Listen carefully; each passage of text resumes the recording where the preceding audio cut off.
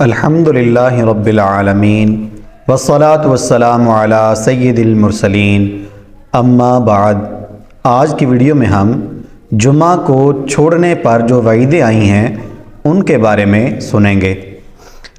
مسلم حضرت ابو ہریرہ رضی اللہ تعالی عنہ اور ابن عمر سے، اور نسائی اور ابن ماجہ حضرت ابن عباس رضی اللہ تعالی عنہما اور حضرت عمر رضی اللہ تعالی عنہما سے، ابن عمر رضی اللہ تعالی عنہما سے راوی کہ حضور اقدس صلی اللہ علیہ وسلم فرماتے ہیں، جو لوگ جمعہ چھوڑنے سے باز آئیں گے یا اللہ تعالیٰ ان کے دلوں پر مہر کر دے گا،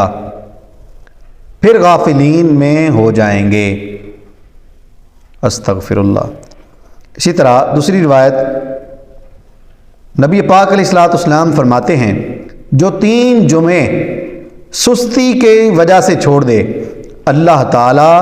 اس کے دل پر مہر کر دے گا۔ اس حدیث کو ابو داؤد، ترمذی، نسائی، ابن ماجہ، دارمی اور ابن خزیمہ اور ابن حبان اور حاکم، ابو الجعد دمری سے، اور امام مالک نے صفوان بن سلیم سے، اور امام احمد نے ابو قتادہ رضی اللہ تعالی عنہم سے روایت کیا۔ اور ابن خزیمہ اور ابن حبان کی ایک روایت میں ہے، جو 3 جمعے بلا عذر چھوڑے وہ منافق ہے۔ استغفر اللہ۔ اور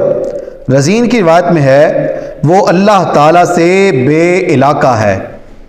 اور طبرانی کی روایت اسامہ رضی اللہ تعالیٰ عنہ سے ہے، وہ منافقین میں لکھ دیا گیا ہے۔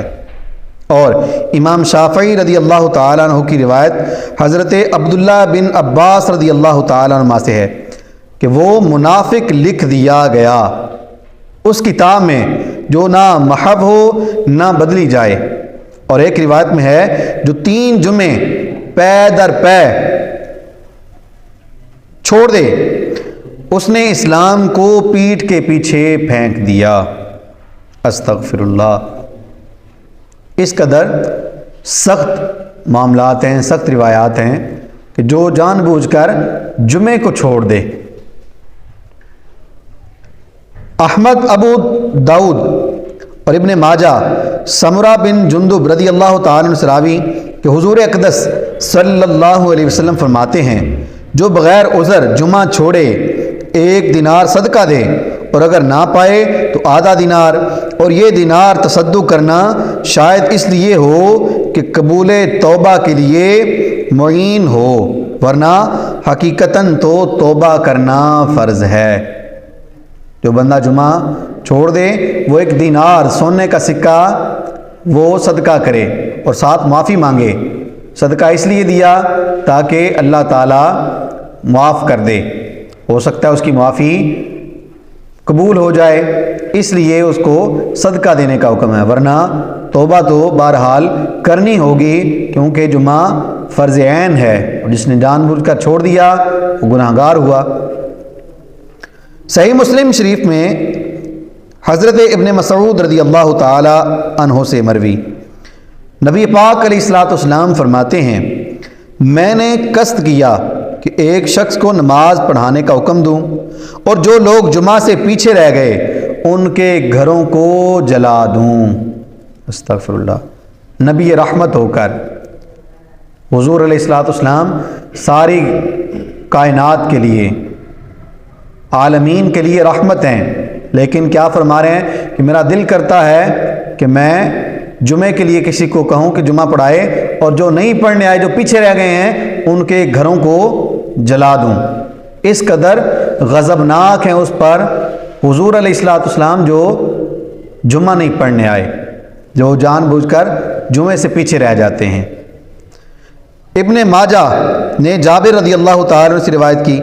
کہ رسول پاک صلی اللہ علیہ وسلم نے خطبہ دیا اور فرمایا، اے لوگو، مرنے سے پہلے اللہ کی طرف توبہ کرو، اور مشغول ہونے سے پہلے نیک کاموں کی طرف سبقت کرو، اور یاد خدا کی کثرت کرو، اور ظاہر اور پوشیدہ صدقہ کی کثرت سے جو تعلقات تمہارے اور تمہارے رب کے درمیان ہیں ملاؤ۔ ایسا کرو گے تو تمہیں روزی دی جائے گی اور تمہاری مدد کی جائے گی اور تمہاری شکستگی دور فرمائی جائے گی، اور جان لو کہ اس جگہ، اس دن، اس سال میں قیامت تک کے لیے اللہ نے تم پر جمعہ فرض کیا۔ جو شخص میری حیات میں یا میرے بعد ہلکا جان کر اور بطور انکار جمعہ چھوڑے اور اس کے لیے کوئی امام یعنی حاکم اسلام ہو، عادل یا ظالم، تو اللہ تعالیٰ نہ اس کی پراگندگی کو جمع فرمائے گا، نہ اس کے کام میں برکت دے گا۔ آگاہ اس کے لیے نہ نماز ہے، نہ زکوٰۃ، نہ حج، نہ روزہ، نہ نیکی، جب تک توبہ نہ کرے، اور جو توبہ کرے اللہ تعالیٰ اس کی توبہ قبول فرمائے گا۔ تو جو جان بوجھ کر جمعہ چھوڑ دے، کس قدر سخت وعیدیں ہیں کہ اللہ پاک اس کی کوئی نیکی قبول نہیں کرے گا، اس کے کام میں برکت نہیں دے گا، اس کی نہ نماز ہے، نہ حج ہے، نہ زکوٰۃ ہے، نہ اس کا روزہ ہے، جب تک توبہ نہ کرے اس کی کوئی چیز قبول نہیں ہے۔ تو جمعہ بڑی اہمیت کا حامل ہے، جمعے سے بھاگنا نہیں چاہیے، بلکہ خوش دلی کے ساتھ اچھے طریقے سے خوش ہو کر جمعہ کی طرف جانا چاہیے اور جمعہ پڑھنا چاہیے، تاکہ ہمارے رب کا جو حکم ہے ہم اس پر عمل کریں۔ اور فرمایا جو رب تعالیٰ کے ساتھ جو تعلقات ہیں وہ کیسے کرو کہ مرنے سے پہلے اللہ کی طرف رجوع کرو،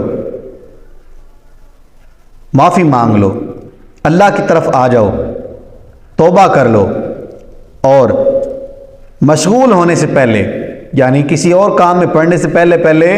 جو تمہیں اللہ پاک نے فرصت دی ہے اس میں نیک کام کر لو، اور خدا کی یاد کی کثرت کرو، اللہ کو کثرت سے یاد کرو،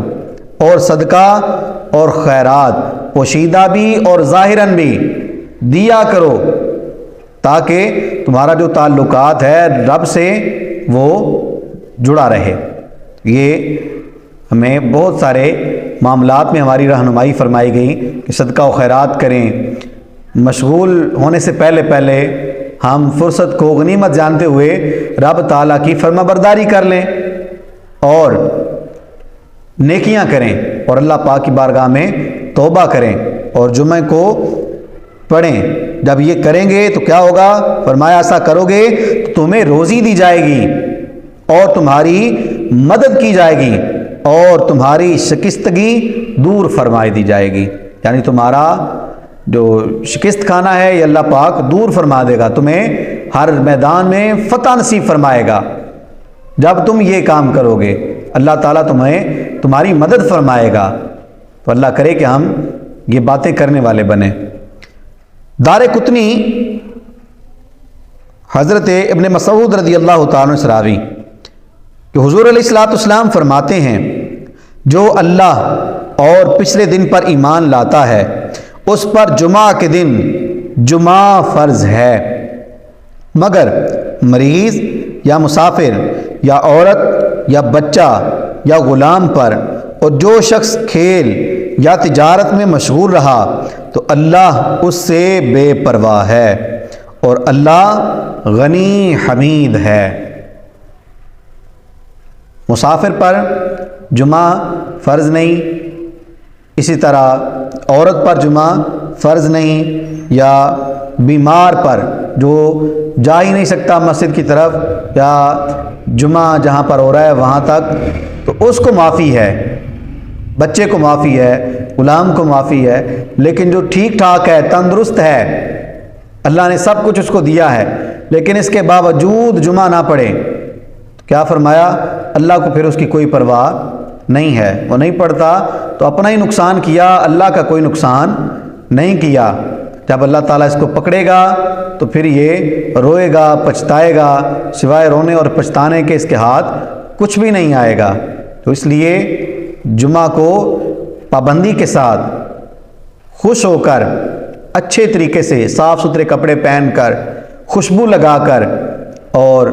نہا دھو کر جمعہ کی ادائیگی کرنی چاہیے، تاکہ پتہ چلے کہ یہ مسلمانوں کے لیے عظیم دن ہے، کہ آج کا دن کوئی عام دن نہیں بلکہ یہ مسلمانوں کی عید کا دن ہے، اور غریبوں کے لیے تو حج کا دن ہے۔ اللہ کرے کہ ہم جمعہ پڑھنے والے بنیں، اور